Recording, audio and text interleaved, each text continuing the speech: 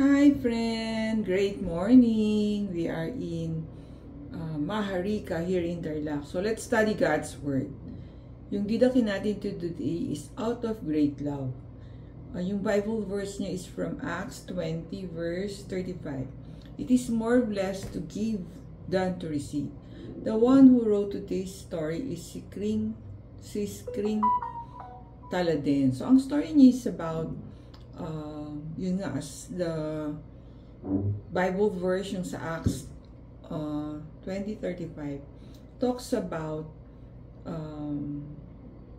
giving more than receiving, di ba?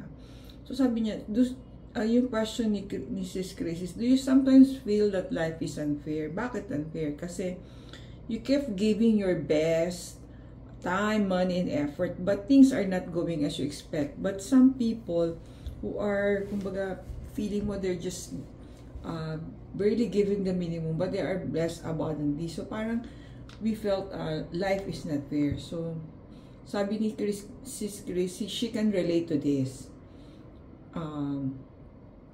But first reading reminds us nga that it is more blessed to give than to receive. Sabi niya, I learned over this that when you do something out of more obligation, it becomes a heavy burden. So I think yun din yung isang key, parang we do not give just because of the reward that we're expecting. We're giving because it comes from our heart and we are not expecting a return. So sabi niya, friend, God sees all your hard work. Keep doing your best, keep loving, keep trusting on Him. So yung doing our best and kumbaga out of the graciousness of our heart, siguro yun yung hinahanap ni Lord, not just because we're doing it because we're expecting something in return. Siguro yun yung isang also basis ni Lord on the reward. It's on our intention.